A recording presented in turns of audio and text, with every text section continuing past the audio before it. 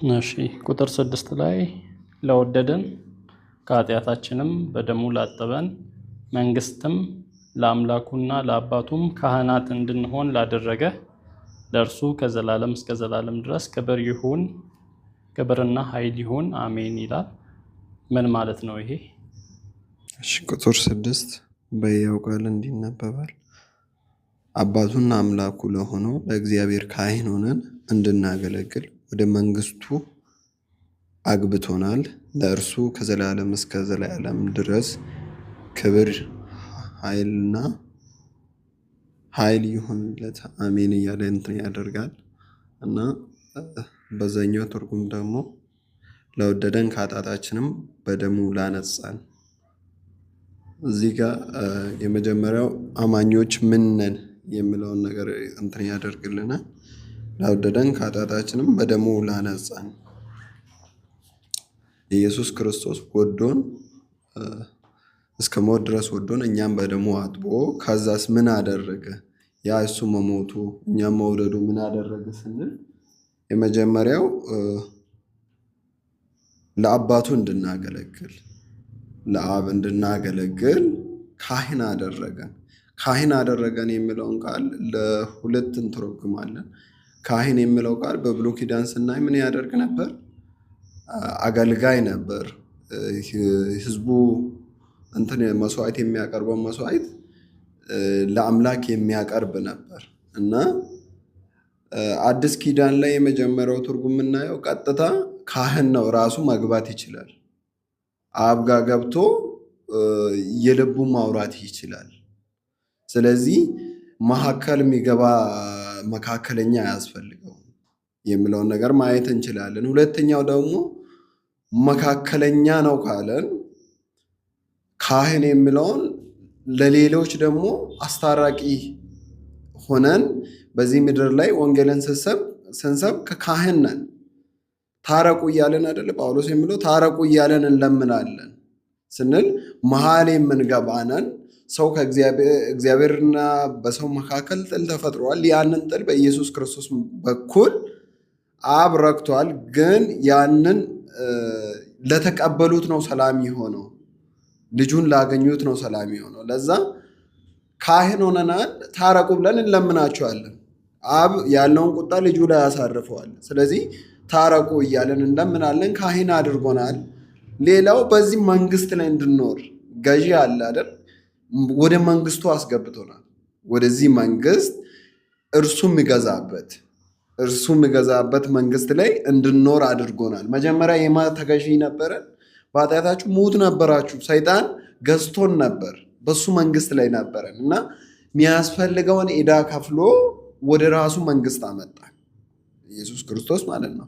እና በዚህ መንግስት እርሱ እንድገዛ በእርሱ ውስጥ መኖር ጀመርን የሚለውን እንትን የሚያደርግ ነው። እና ለአባቱ የሚለው ደግሞ ያው ኢየሱስ ፍጹም ሰውና ፍጹም አምላክ እንደሆነ ማየት እንችላለን። እሱ ላይ እንትን የሚያደርግ ነው። ለአባቱና ለአምላኩ የሚለው ሰውነትን እንትን የሚያደርግ ነው። እኔ የተረዳሁት በዛ እንግዲህ ለወደደን ከኃጢአታችንም በደሙ ላጠበን ይላል። ሙታን ነበረን፣ ከአባቱ ጋር የሚያስታርቀን አልነበረም እና ለዛ ክርስቶስ በደሙ ወይም ከኃጢአታችን በደሙ አጠበን። መንግስትንምና ለአምላኩና ለአባቱ ካህናት እንድንሆን ላደረገ ለእርሱ ከዘላለም እስከ ዘላለም ድረስ ክብርና ኃይል ይሁን ይላል እና እዚህ ጋር ዮሐንስ ሲያመሰግን እናያለን። ኢየሱስ ክርስቶስ በደሙ አጥቦን ካህናት እንዳደረገን ቆሮንቶስ ላይ ያወራል። ሙታን ነበራችሁ እና አሁን ለርስቱ የተለያችሁ ወገን ናችሁ፣ ካህን ናችሁ እያለ ያወራልና መጀመሪያ ካህን አልነበርንም እና ከአባቱ ጋር እንድንታረቅና ካህን እንድንሆን ስላደረገ ስለ አምላኩ እና ስለ አባቱ ዮሐንስ ሲያመሰግን እናያለን።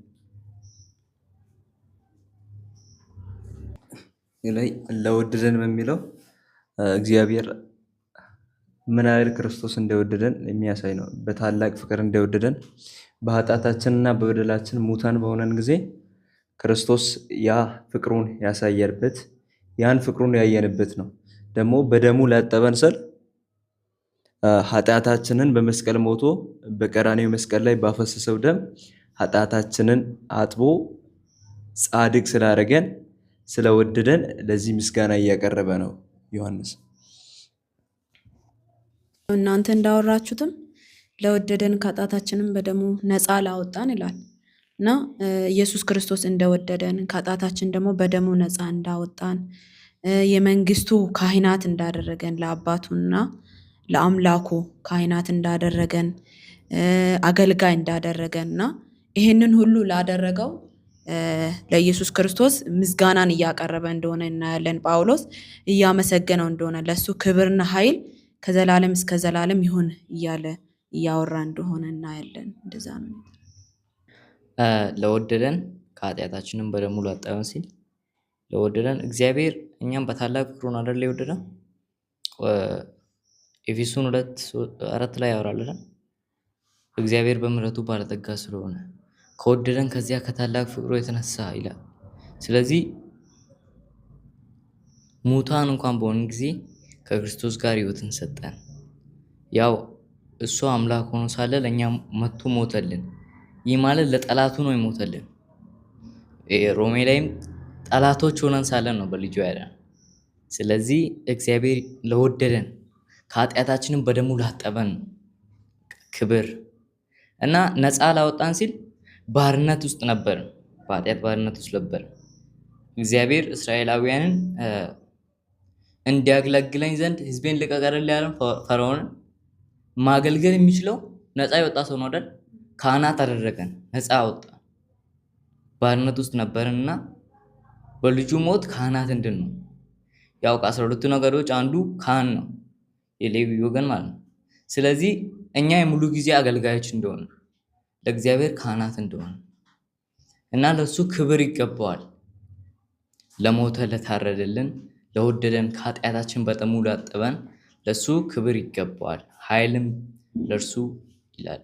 ስለዚህ ይህ ቦታ የሚያወራው ለአባቱ ለእግዚአብሔር ክብር እንዲሆንለት እያወራ ነው።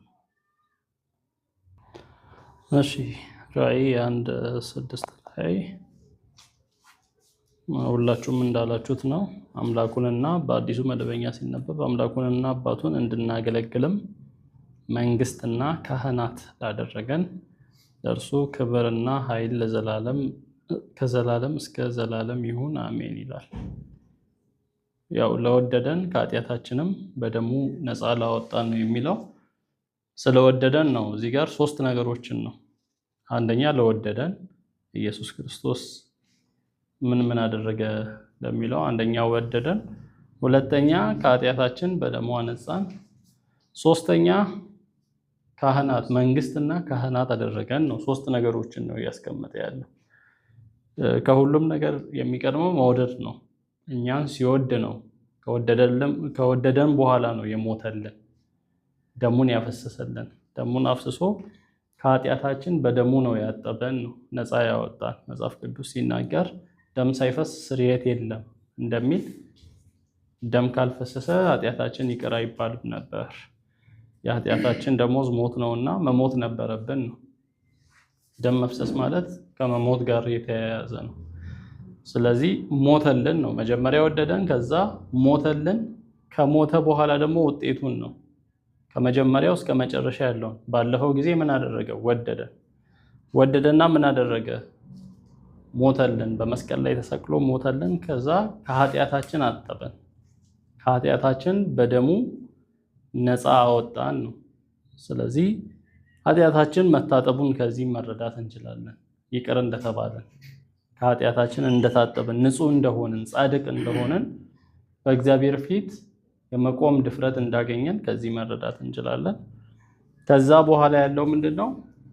ከዚህ በኋላስ ምን እንድንሆን? አምላኩንና አባቱን እንድናገለግልም መንግስትና ካህናት ላደረገን። በእንግሊዝኛው ኪንግደም ኤንድ ፕሪስትስ፣ አንዳንዱ ኪንግ አደረገን ይላል። ኪንግ ሲል ሌላ ክፍል ላይ እነግሳለን ይላል። በዚህም በራዕይ መጽሐፍ ላይ ከኢየሱስ ጋር እነግሳለን፣ ይነግሳሉ ይላል። ስለሱ መከራ የተቀበሉት እሱን ያመኑት ከኢየሱስ ጋር እንደምንነግስ ይናገራል። ቦታ አለን ነው፣ ዝም ብለን አይደለም። በእግዚአብሔር መንግስት ከኢየሱስ ጋር አብረን የምንገዛ አብረን የምንነግስ እንደሆነን ነው የሚናገረው። እና መንግስት አለ፣ የክርስቶስ መንግስት፣ የእግዚአብሔር መንግስት አለ። ኢየሱስ ንጉሥ ሆኖ የሚገዛባት መንግስት አለ። አሁንም ያ መንግስት አለ። ወደፊት ደግሞ በሙላት ይገለጣል የሺህ ዓመት መንግስት ላይ። እና መንግስቱ እኛን ነው የሚገዛው። ሁሉንም ምድር ላይ አሕዛብን ሁሉ በብረት በትር ይገዛቸዋል አይደል የተባለው። ያ መንግስት አለ። በዛ መንግስት ውስጥ ያለንን እኛ፣ በዛ አገዛዝ ውስጥ ያለንን፣ በዛ ኪንግደም ውስጥ ያለንን እኛ። ስለዚህ መንግስቱ ነን፣ ካህናት ነን። ስለዚህ አገልጋዮች ነን። ቅድም እንደተባለው ታረቁ ብለን እንለምናለን ነው የሚለው ጳውሎስ ሲያወራ። ጴጥሮስም ካህናት እንደሆነን ያወራል። እንግዲህ ካህን ምንድነው ስራው ብለን በምንጠይቅበት ጊዜ ብሉይ ኪዳን ላይ ከእግዚአብሔር ጋር ሰውን ማስታረቅ ነው አይደል? በአዲስ ኪዳን ላይ ለሌሎች እንማልዳለን። እዚህ ዓለም ላይ የምንጸልየውም ለዛ ነው። በቃ ሀገራት ሰላም እንዲሆኑ፣ ሀገራችን ላይ ዓለም ላይ ሰላም እንዲሆን እንጸልያለን። በተለያየ ጊዜ ቤተክርስቲያን ትጸልያለች፣ እኛ እንጸልያለን። በግል ለምናቀውም ለማናቀውም ሰው፣ ላልዳነ ሰው እያለን እንጸልያለን። ይሄ የክህንነት ስራችንን ነው የሚያሳየው። ሰዎችን ከእግዚአብሔር ጋር ምን በሉ እያለን ታረቁ እያለን እንማልድላቸዋለን፣ እንጸልይላቸዋለን፣ እንማልዳለን። ታረቁ ብለን እንለምናለን። ምክንያቱም ዝም ብለን ሰዎች አይደለንም ነው፣ ካህናት ነን። ስለዚህ ያለንም ፖዚሽን ማወቅ አለብን። መንግስት አለ። በዛ መንግስት ላይ ደግሞ ዝም ብለን የተባለን ሰዎች ሳይሆን በቃ ድነሃል ዝም ብለን ኑር ሳይሆን እንደ ካህን ነው አክት የምናደርገው። ለሰዎችን ይሄንን ወንጌል እንሰብካለን፣ እንመሰክራለን። ሰዎችን ከጨለማው ዓለም እንናጠቃለን፣ እንጸልይላቸዋለን፣ ከእግዚአብሔር ጋር እንዲታረቁ፣ ክርስቶስን እንደኛ እንዲያምኑ እንጸልያለን። እና እነዚህ ነገሮችን የሚያሳይ ነው ካህናት ሲል። ስለዚህ ምን ያህል እዚህ ጋር ያለንን ፖዚሽን ነው ማየት የምንችለው። ምን ያህል ቦታ እንዳለን ነው ማየት የምንችለው። ከመወደዳችን ጀምሮ ምን ያህል እንደተወደድን፣ እንዴት ከኃጢአት እንዴት እንደነጻን። እንግዲህ ኢየሱስ የሞተልን ሰዎች ነን ማለት ነው። ምን ያህል እንደተወደድን አንደኛ፣ ከዚህ በኋላም ደግሞ ምን ያህል ስልጣን እንዳለን ከክርስቶስ ጋር መንገስ፣ በማይጠፋው መንግስት ከክርስቶስ ጋር መንገስ ትልቅ ነገር ነው። የእሱ መንግስት መሆን ትልቅ ነገር ነው። ስለዚህ ይሄ ደስ ሊያሰኘን የሚገባ ጥቅስ እንደሆነ ማየት እንችላለን። እሺ፣ ሌላ 6 ላይ ጥያቄ ያለው መጠየቅ ይችላል። እዚህ ጋር ካህናት ይላል እና ኢየሱስ ክርስቶስም የአዲስ ኪዳን ሊቀ ካህን ነው አይደል? እና የኛ ካህንነትና የኢየሱስ ክርስቶስ ካህንነት ልዩነቱ ምንድን ነው? እሺ፣ በመጀመሪያ የኢየሱስ ክህነትን ስናይ ኢየሱስ ካህናችን ነው ወይም ሊቀ ካህናችን ነው በምንልበት ጊዜ በደንብ ይህን የኢየሱስን ሊቀ ካህንነት የምናገረው ዕብራውያን ላይ ነው። በደንብ እንትን አድርጎ ያሳየናል ኢየሱስ ዛሬም ሊቀ ካህናችን እንደሆነ። እና ሊቀ ካህን ስንል ምን እያልን ነው? ቀደም ለማብራራት ትንሽ ተደርጎ ሞክሯል። የመጀመሪያው ኢየሱስ ሊቀ ካህናችን ሲሆን ድልድይ ነው የሆነው። ድልድይ ማለት ነው ሁለቱንም ዳር የምነካ ድልድይ። ሊቀ ካህን ስንል መሀል ላይ የገባ ሰውንም የወከለ አምላክንም የወከለ ማለታችን ነው። ኢየሱስ ሊቀ ካህናችን ነው ስንል እና በሰውነት ደረጃ ፍጹም ሰው ነው። ሙሉ በሙሉ ሰውን ወክሎ መቆም ይችላል። በዛ በተደረገበት ቦታ ሰውን ወክሎ መቆም የሚችል ነው።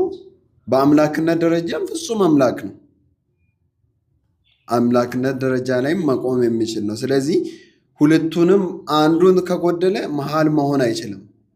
ፍጹም ሰው ፍጹም አምላክ ሆኖ በመካከል ነው እየቆመው እና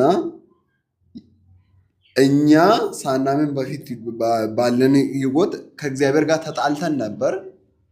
ኢየሱስ መሃል ገባ፣ አስታረቀን እና ያ ደም ከአቤል ደም ይልቅ ይጮሃል ይላል ዕብራውያን ላይ። ከአቤል ደም ይልቅ ይጮሃል። አሁን እኛ ታረቁ ብለን እንለምናለን። የኢየሱስ አንዴ የቀረበ መስዋዕት ነው። ያ መስዋዕት አሁን ኢየሱስም አማላጃችን ነው ወይም ሊቀ ካህናችን ነው ስንል በየጊዜ ይደፋል፣ ይነሳል፣ ኃጢአታችንን ያቀርባል፣ ይመለሳል እያለን አይደለም። ያ ማለታችን አይደለም። አንዴ የቀረበ መስዋዕት ይጮሃል። ሁልጊዜ ያንን ነገር ያደርጋል። ዛሬም እኛን ወክሎ ቆሟል ነው። ያ ደሙ ዛሬም ትኩስ ነው። ዛሬም እኔን ወክሎ የቆመ ደም ነው፣ ለእኔ ነው የፈሰሰው ብሎ ያ ደም ይጮሃል። ለእሱ ነው የፈሰስኩት እያለ ነው እና መካከል የገባ አንዴ መካከል የገባ ነው። የእኛ ደግሞ እኛ ከእንትን አንጻር ነው። የመጀመሪያው ካህን ነው ስንል ቅድም እንደተባለ ወደ አብ ቀጥታ መግባት ሆኖልናል። ሮሜ ላይ አይደል? እንግዲያውስ በልጁ እንትን ከታረቀን ወደዛ መግባት ሆኖልናል፣ ያለ አንዳች ፍርሃት መግባት እንችላለን እያለ እንትን የሚያደርገው የመጀመሪያው ነገር ማንም አስታራቂ ሳይኖር ቀጥታ ማግኘት እንችላለን። ቀጥታ እንድንገባ ድፍረት ሰጥቶናል። ከእሱ ጋር እንድናወራ ድፍረት ሰጥቶናል። ሌላው ደግሞ ላልመጡ ሰዎች ይህን መድኃኒት ውሰዱ ነው የምንለው። እኛም ተጠቅመናል መድኃኒቱን። እኔም ተጠቅሜያለሁ፣ በሽታ ነበረኝ ተጠቅሜያለሁ፣ ተፈውሻለሁ፣ ሐኪም ቤቱ ይሄ ነው እያለን ነው። መጠቆም ነው የኛ ስራ፣ እየጠቆመን ነው። ግን እንደ ኢየሱስ ክርስቶስ ለኃጢአት ስርየት እንዲሆን ወይም የኛ ምልጃ የነዛን ሰዎችን ኃጢአት እንትን ከማድረግ እንድነጻ ከማድረግ አንጻር አይደለም። የኢየሱስ ክርስቶስ ካህንነት ግን ኃጢአትን ከመሻር አንጻር ነው። ለኃጢአት ከመሞት አንጻር ነው ካህን የሆነው። የኛ ደግሞ መጠቆም ነው። መድኃኒቱ ይሄ ነው፣ ሐኪም ቤቱ ይሄ ነው ማለት ነው። ተፈውሽ ያለው መድኃኒቱ እዛ ጋር አለ ከማለት አንጻር እንጂ እንደ ኢየሱስ የሆነ ሰውዬን ኃጢአት ማርልኝ ማለት አንችልም፣ ወይም ያንን ኃጢአት እንድምር ማድረግ አንችልም። የኢየሱስ መልጃ ግን የሰውን ሁሉ ኃጢአት የሚደመስስ ነው። መሀል ላይ ቆሞ ያንን ሁሉ የከፈለ ነው። እኔም በረዳው ከዛ አንጻር። እሺ፣ የእኛና የክርስቶስ ክህንነት ልዩነቱ፣ እሺ፣ ኢየሱስ ክርስቶስ ደሙን አፍስሶ ነው ካህን የክህንነት ስራውን የሰራለን። ያው ካህን የሚለውም ብሉይ ኪዳን ላይ ሄደን ማየት ነው።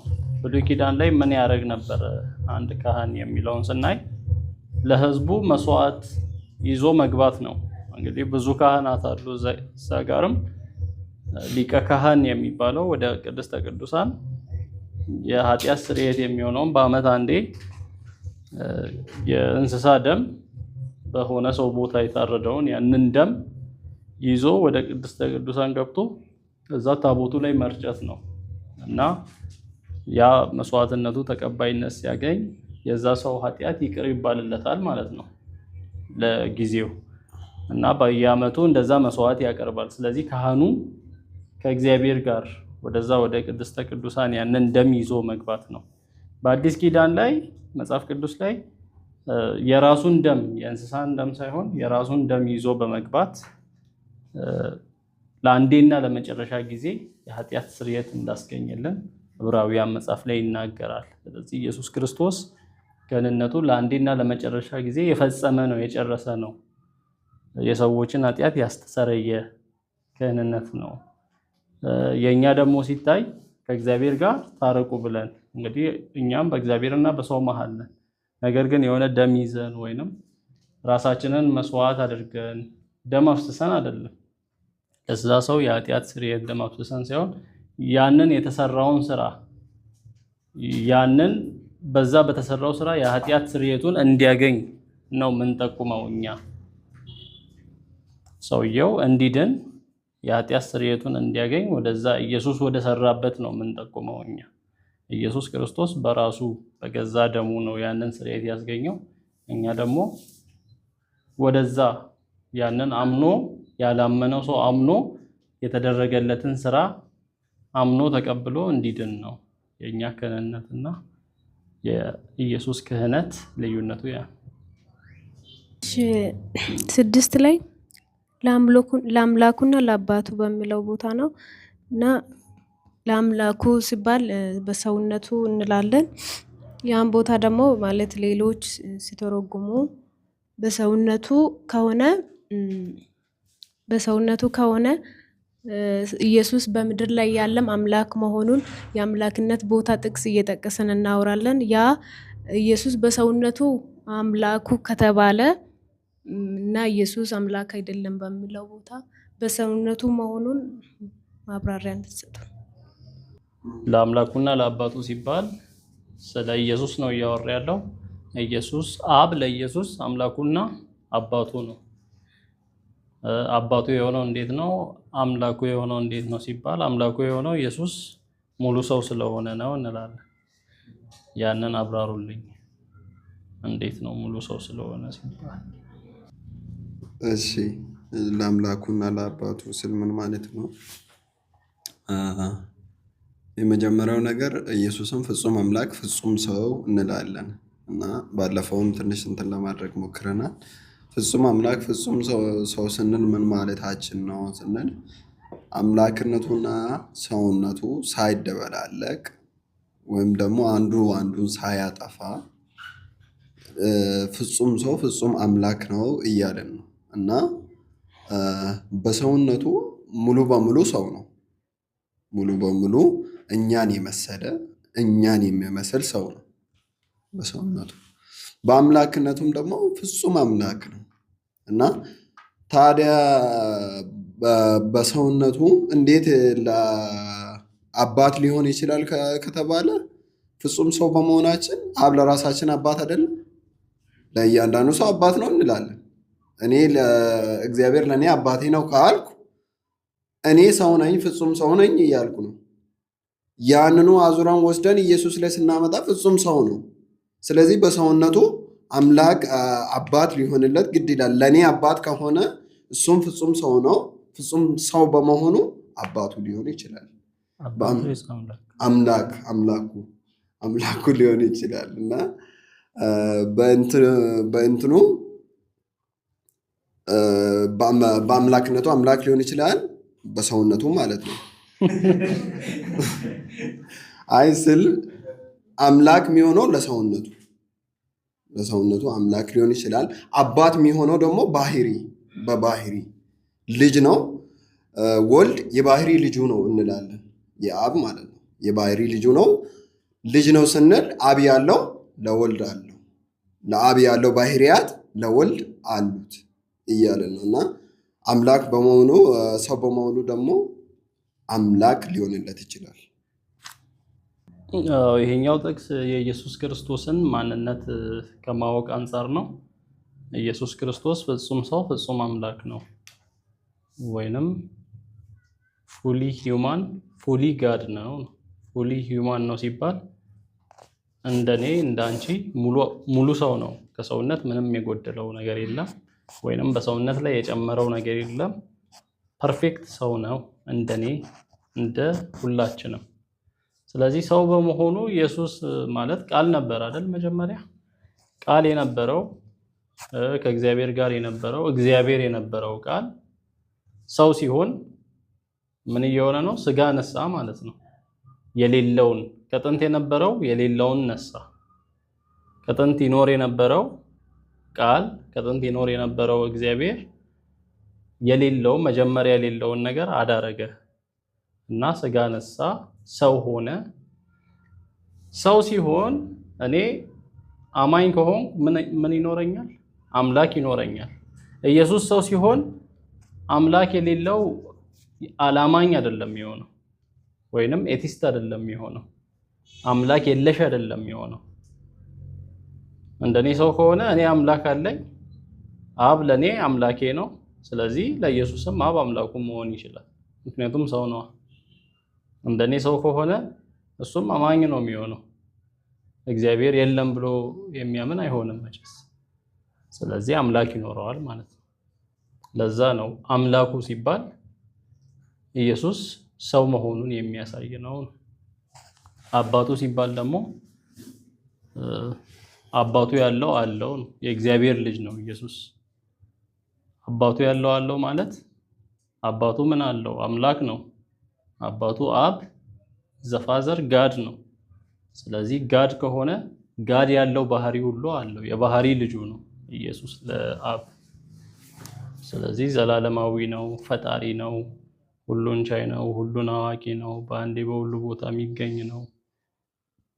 አምላክ ያሉት ባህሪያት ሁሉ የሚዘረዘሩት ለኢየሱስም አሉት። ለዛ አባቱ ነው። የባህሪ ልጅነት ነው። ይሄ በመውለድ በመዋለድ ሳይሆን የባህሪ ልጅነት ነው የሚባለው። እዚህ ጋር 6 ላይ አሁን ቅድም አብራርታችኋል፣ ግን ከታች አምላኩንና አባቱን እንድናገለግል መንግስትና ካህናት ላደረገን ለእርሱ ክብር ኃይል ከዘላለም እስከ ዘላለም ይሁን አሜን ይላልና አብን ብቻ እንድናገለግለው ነው። እዚህ ቦታ አልገባኝም። ማለት የዋጀን ወደሱ ያስገባን ወደዚህ መንግስት ያስገባን አብን ብቻ እንድናገለግለው ነው ወይስ እንዴት ነው? ከዚህ ክፍል አንጻር እንዴት ነው? እሺ የምናገለግለው ለአብ ብቻ ነው ወይ ለምለው ጥያቄ የምናገለግለው ያዌን ነው። አንዱን ያዌ አንዱን አምላክ ስናገለግል ያዌ ነው ስንል ቅድም እንደተባለው ያ የአምላክነት ባህሪ ለሶስቱም አካላት አሉ እያልን እና እዚህ ጋር ለወደደን ብሎ እንድናገለግል ወደዚህ መንግስት ጋብዞናል። ያንን ያዌን እንድናገለግል ጋብዞናል እና ለአባቱ ስናገለግል ለወልድ እኮ አስቀራን የምንለው ነገር አይደለም። ወይ ለወልድ አከፋፍለን ለመንፈስ ቅዱስ አገልግሎት እያቀረበን አይደለም። ለዚህኛው እያሳነሰን ነው የምንልበት አይደለም። አንዱን ያዌ ወይም ከሶስቱ አካላቶች አንዱን ጠቁመን ከጸለየን፣ አንዱን ጠቁመን ካገለገለን፣ እዚህ ጋር እንደምለው እንድናገለግል ከገባን ያዌን ነው እያገለገለን ያለ ነው። ሶስቱም ነው እየተገለገሉ ያሉት። ያ ለምን ሆነ ከተባለ አንዱ የአምላክነት ባህሪ ስላለ ያ የአንድ አምላክነት ባህሪ በሶስቱም ላይ ስላለ ለተለያዩ ለማንኛውም ካቀረበን ለሶስቱም ነው የቀረበው። ለማቀረበን ለያዌ አንዱ ለሆነው ያዌ እያቀረበን ነው። ስለዚህ የምናገለግለው ለአንዱ ለያዌ ነው። በዚህ ክፍል ለአብ እንድናገልግል ተደርጓል። ያ ለአብ የተደረገው አብ ውስጥ ያለው ማን ነው ካለን ያዌ ነው። ስለዚህ ያዌን ነው እያገለገለን ያለ ነው፣ ወይም አንዱን እግዚአብሔር ነው።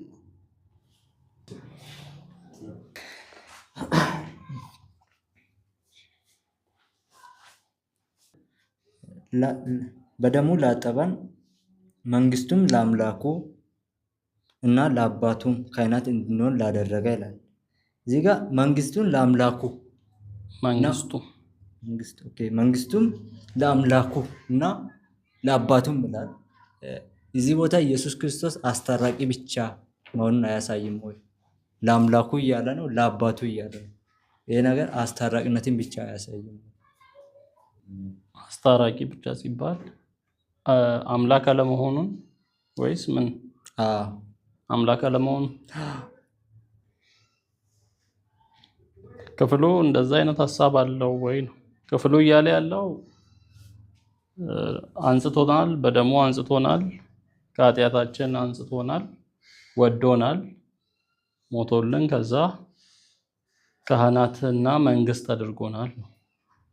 ለአባቱና ለአምላኩ መንግስት አለ አይደል? እዚህ እና የእግዚአብሔር መንግስት ነው የሚባለው። የእግዚአብሔር መንግስት መጣለች ንስሐ ግቡ እያለ ሲሰብክ ነበር ኢየሱስ ራሱ። የእግዚአብሔር መንግስት መጣለች እያለ ያችን የእግዚአብሔር መንግስትን እየሰበከ ነው የመጣው። መንግስት አድርጎናል፣ እኛን ካህናት አድርጎናል። ስለዚህ እኛን ያደረገንን ነገር ምን አድርጎናል የሚለውን ነው የሚያሳየው እንጂ ስለ አምላክ ነው አይደለም ስለሚለው ነገር እንትን አይልም። ስለ አምላክነቱ ለማየት ደግሞ ወደ ታች ወርደን አልፋና ኦሜጋ እኔ ነኝ እያለ ያወራል። አምላክ መሆኑን አልፋና ኦሜጋ ፊተኛና ኋለኛ ሁሉን የምገዛ ጌታ እኔ ነኝ ይላል። እዛ ስለ አምላክ ነው አይደለም የሚለውን ነገር እያወራ አይደለም በዚህ ክፍል።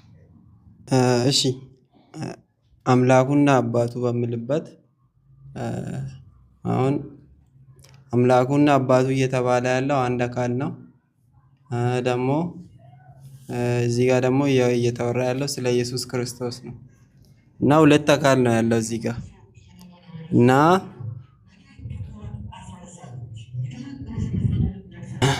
እዚህ ጋር አምላኩና አባቱ እየተባለ ያለው አምላክና አባት የሆነ አካል ነው።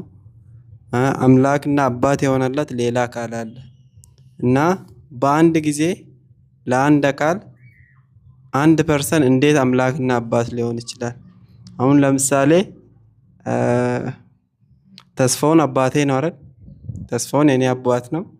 እኔ አንድ አካል ነኝ። ተስፋውን የሆነ ራሱን የቻለ አንድ አካል ነው። በአንድ ጊዜ ተስፋውን ለኔ አባቴም አያቴም መሆን ይችላሉ ወይ? አሁን አንድ አካል ሆኗል፣ ተዋህዷል እያልን ነው እያወራን ያለነው። እንደሱ ከሆነ በአንዴ ለአንድ አካል አምላክና አባት እንዴት መሆን ይችላል? ተዋህዷል ብለን እያወራን ከሆነ ኢቨን ባለፈው ስጋ፣ ነፍስ፣ መንፈስ እያልን እየተጠቀምን ነበር ስለ ውህደት እያወራን ማለት ነው። እና ያን ያህል የተዋሃደ ከሆነ እንዴት ነጣጥለን እንትን ማድረግ እንችላለን? በስጋው አምላኩ ነው፣ በስጋው አምላኩ ነው፣ በመለኮትነቱ ደግሞ አባቱ ነው ብለን እንዴት ከፋፍለን እንትን እንላለን ነው የመጀመሪያ ጥያቄ። እሺ ለዚህ እኔ የምሰጠው መልስ አሁንም በኢየሱስ ማንነት የሚመለስ ነው። በአንዴ እንዴት አምላኩና አባቱ ይሆናል ካልክ ኢየሱስ በአንዴ ነው ሰውና አምላክ የሆነው። ማለት ሁለት ጊዜ የተለያየ ጊዜ ሳይሆን at the same time አምላክም ሰውም ነው። ፍጹም ሰው ፍጹም አምላክ ነው ኢየሱስ። ስለዚህ እሱስ እንዴት ይሆናል የሚለውን መጠየቅ አለብን ማለት ነው።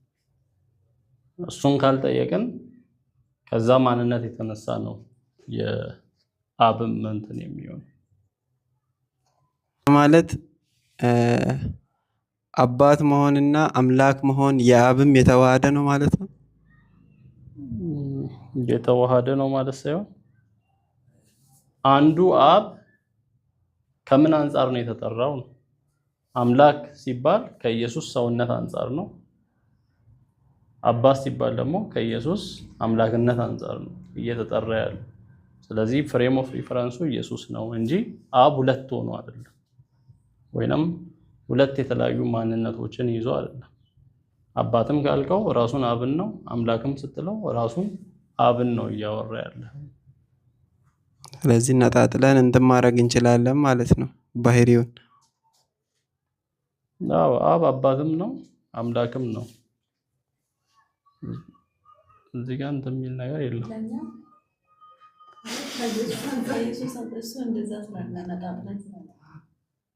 ከኢየሱስ አንፃር ነው እዛ ጋር እየተወራ ያለው። ሁለተኛ ጥያቄ ደግሞ አንዳንድ መጽሐፍ አንዳንድ ቨርዥኖች ላይ ለአምላኩና ለአባቱ ነገስታትና ካህናት አድርጎናል ምናምን እያለ ያወራል። አሁን ሁላችንም በአንድ ኪንግደም ውስጥ ነው ያለ ነው። በአንድ ኪንግደም ውስጥ ካለን ደግሞ አንድ ንጉስ ነው መኖር ያለበት። ስለዚህ ነገስታት ማለት አሁን ዓለም ላይ ያለ ኪንግደም የተለያየ መንግስት ስላለ ብዙ አይነት ነገስታት ይኖራል። እንደዛው ነው ወይ ነገስታት አደረጋቸውን? ኬጄቪ ሁሉም ላይ እንደዛ ነው። በድሮም በአዲሱም ቨርዥኖች ኪንግስ ብሎ ነው ያስቀመጠው። እና ነገስታት ሲባል በአንድ ኪንግደም ውስጥ አንድ ንጉስ ብቻ አይደለም ወይ ያለው? እኛስ እንዴት ነገስታት መሆን እንችላለን? ሌላ ክፍል ላይም እነግሳለን ይላል ከክርስቶስ ጋር። እኛ እነግሳለን ሲል ምን ማለት ነው ከተባለ ግልጽ ነው። እናስተዳድራለን ማለት ዋናው ንጉስ ኢየሱስ ሆኖ እኛም ፖዚሽን አለን ነው። ከሱ ጋር እነግሳለን። የሆነ መንግስት አለ፣ በዛ መንግስት ላይ ፖዚሽን ይሰጣል። ለምሳሌ ጠቅላይ ሚኒስተር ካለ በኢትዮጵያ ከዛ በየሀገራቱ አምባሳደሮች አሉ። በየቦታው የሚያስተዳድሩ አስተዳዳሪዎች አሉ። ግን ንጉሶች አይደሉም ወይ? ያው ግን አስተዳዳሪዎች ጠቅላይ ሚኒስትሮች አይደሉም። እዚህ ጋር ንጉሳዊ አገዛዝ አይደል ይሄ? የኛው እኮ ንጉሳዊ አይደለም። ንጉሳዊ ሳይሆን ንጉሳዊ ሲሆን ነው እነክሳለን። ምን አደረገን? ኪንግስ አደረገን፣ ነገስታት አደረገን። ከማስተዳደር አንጻር ነው፣ ኪንግደም ስለሆነ ነው። የኛ ይሄ አገዛዝ ኪንግደም አይደለም፣ ካንትሪ ነው አይደል ያለው? እንደዛ አይነት ነው። ይሄኛው ግን ኪንግደም ነው። ኪንግደም ከሆነ በንጉስ ነው የሚመራው። እኛንም ነገስታት አደረገን ሲል እናስተዳድራለን። በዙፋኔ ላይ ያስቀምጠዋለሁ ይላል። ከኔ ጋር በዙፋኔ ላይ ይቀመጣል ይላል ራእይ። ድል ለነሳው እኔም በአባቴ ዙፋን ከአባቴ ጋር እንደተቀመጥኩ እኔም አስቀምጠዋለሁ ይላል። ይሄ ዙፋን ማለት የሆነ ወንበር ኖሮ እንዲህ ተጠጋግተን እንቀመጣለን ማለት አይደለም። ዙፋን ማለት ግዛትን መግዛትን ነው የሚያሳየው፣ ስልጣንን ነው የሚያሳየው። ስለዚህ ከሱ ጋር በሱ ዙፋን ተቀመጥን ማለት እንደሱ ንጉስ ሆነን ወይንም እንደሱ ነገስን ሳይሆን እሱ በሱ አገዛዝ ስር ከሱ በታች ሆነን እነክሳለን። ስለዚህ ኤክስፕሬሽን ነው ማለት ነው እንጂ ከሱ ጋር እኩል ሆኖ የንግስን ከሱ ጋር እኩል የሆነ አይደለም። እኔ እንደው የሚመስለኝ እንደየ እንትናችን በምድር ላይ እንዳለው ትጋታችን ፖዚሽናችንም እንደዛው ይሰጠናል። እንትን ባልን መጠን ባገለገልነው መጠን በዚህ ምድር ላይ በተጋነው መጠን ይሄንን ያው ራእይም ሙሉ ስናነብ ምን ደርስበት ነው። በተጋነው መጠን ከእርሱ ጋር የምንነግስበት እንግዲህ ያው ፖዚሽን የተለያየ ነው። በዚህ ምድራዊ አንድ አምባሳደር የወረዳ መሪና የዞን መሪ የክልል መሪ ተመሳሳይ ስልጣን አይደለም ያለው። እንደዛ አይነት ይመስለኛል። የበለጠውን ደግሞ ሙሉ ራእይን ስናነብ እየገባን ይሄዳል። እሺ እዚህ ጋር እነግሳለን ይላል። ጥያቄ ነው። እነግሳለን ካለ ማን ላይ ነው የምንነግሰው? ንጉስ ካለ ተገዢ አለ እና ይሄ ደግሞ ድል ከነሳው ጋር የሚሉት ከኔ ጋር ይነግሳሉ የሚሉት እነዚህ ቃላቶች ከክርስቶስ ጋር አብረን እንደምንኖር እንደዛ ነበር እኔ እንትን የምለው። ስለዚህ ተገዢ ይኖራል። ገዢ ካለ ሶኛ የሆነ ፖዚሽን ተሰጥቶን ምንገዛ ከሆነ ማንን ነው ምንገዛው? በምድር ላይ እስከዛሬ ታይቶ ማይታወቅ አይነት አገዛዝ አለ የሚመጣ ረጅሙ ማለት ነው። የ1000 ዓመት መንግስት የትኛውም ንጉስ 1000 ዓመት አልገዛም። 40 ዓመት ነው ቢበዛ የገዛው። 50 40 ዓመት እንደዛ ነው የገዙት የየትም ሀገር ምድራዊውን ስናይ። ይሄም መንግስት ምድር ላይ እኮ 1000 ዓመት።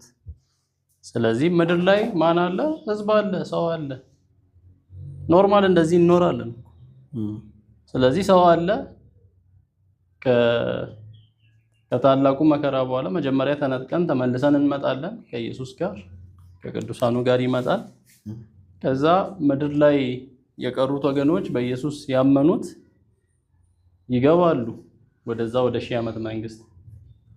እነሱ የሚገቡት ክቡሩን ስጋ ሳይለብሱ ነው። እኛ ክቡሩን ስጋ ቀድመን ለብሰናል። እነሱ ክቡሩን ስጋ ሳይለብሱ ወደ 1000 ዓመት መንግስት ይገባሉ፣ ይዋለዳሉ። በጣም ብዙ ህዝብ ይፈጠራል። በ1000 ዓመት ሰው ይዋለዳል። በዛ ኢሳያስ ላይ እድሜው በጣም ሰላም ከመሆኑ የተነሳ የኢየሱስ አገዛዝ ከመሆኑ የተነሳ ሰው ብዙ ዓመት ይኖራል። እንደ ዛፍ እድሜ ይኖራል። በ100 ዓመት የሞተ በአጭሩ ተቀጨ ይባላል።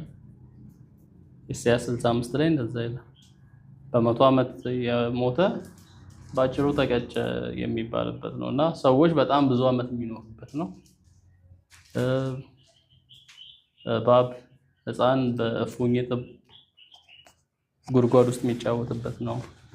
አንበሳ እንደ በሬ ሳር ገለባ የሚበላበት ነው። በቃ ኮምፕሊት ፒስ የሆነበት ዓለም ላይ እነግሳለን። ስለዚህ አገዛዝ አለ ነው። እሺ የመጀመሪያው ሰዎች አሉ እኮ አዎ አሉ። መጀመሪያ አምነው ይገባሉ አትልም? ኢየሱስ ይመጣ የለ በ7 ዓመት መከራ ያመኑ ሰዎች እምነታቸውን አጽንተው የቆዩ ሰዎች አሉ። ያላመኑትን ያጠፋቸዋል፣ ያመኑት ይቆያሉ፣ ወደ 1000 ዓመት መንግስት ይገባሉ። ግን በዛ 1000 ዓመት መንግስት ይዋለዳሉ። እነዛ በዚህ በኖርማል ስጋ ነው የገቡት። እኛ ክቡሩን ስጋ ለብሰናል፣ ቀድመን ተለውጠናል። እነዚህ በኖርማል ስጋ የገቡት ይዋለዳሉ። በዛ ውስጥ ደግሞ ማያምንም ይፈጠራል። በዛ ሰው ውስጥ ማለት ነው። ስለ ክርስቶስ በቃ ክርስቶስም ማይቀበል ይፈጠራል። ከዛ በኋላ ደግሞ ጦርነት አለ። አንድ የመጨረሻ የጎግ ማጎግ ጦርነት። ሰይጣን በዚህ በ1000 ዓመት መንግስት ይታሰራል። በመጨረሻው ሲፈታ እነዚህ በኢየሱስ ያላመኑትን ያስታቸዋል። ከዛ በኋላ ኢየሱስ ላይ ጦርነት ያውጃሉ። ከዛ ይጠፋሉ ሁሉም። የጎግ ማጎግ ጦርነት ያ ነው።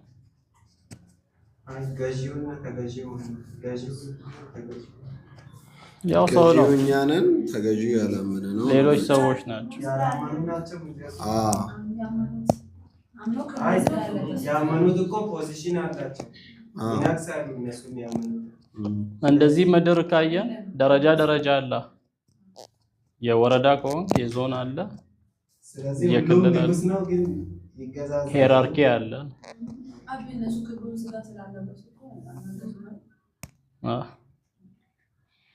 ለሁሉም እንደየስራው ይከፈለዋል፣ ቦታ ይኖረዋል። እዚህ ጋር 6 ላይ የምለው ለወደደን ከኃጢአታችን ላጠበን ይላል። እነዚህ ክብሩን ስጋ የለበሱት ኃጢአታቸው ታጥቦ እኮ ነው እየገቡ ያለው። ስለዚህ እነዚህም ሰዎች ልክ እንደኛው ተመሳሳይ ፖዚሽን ነው ከተሰጠን መሰጠት ያለበት እንጂ የሆነ ለእነሱ ያነሰ የሚሰጥበት ነገር የለም። እንደየስራ ነው ፖዚሽን የሚሰጥ። በሰራው ልክ ነው። በዚያ ዓለምም እኮ አለ ማለት የሆነ ነገር ላይ ገዢ ያልሆነ ሰው እኮ የለም። አሁንም ብናይ አሁን እንዴት ነው ሁሉም ከነገሰ ማን ይገዛል አይነት ነው እያሰባችሁ ያላችሁት። በዚህ ዓለም ላይ ደረጃ አለው ሁሉም ሰው። ሁላችንም የሆነ ነገር ላይ ሊድ እናደርጋለን አይደል? በዚህ ቲም ላይ እንኳን ሊድ የሚያደርግ አለ እንደዛው እንደማለት ነው። ስለዚህ ያ የሚሆነው ደግሞ በምድር ላይ ባሳለፍነው ጊዜ በሰራነው ልክ ያው ከሱ የሚከፈለን ይሆናል ደረጃችን። ይሄን ያው ሞር እንደርስበታለን።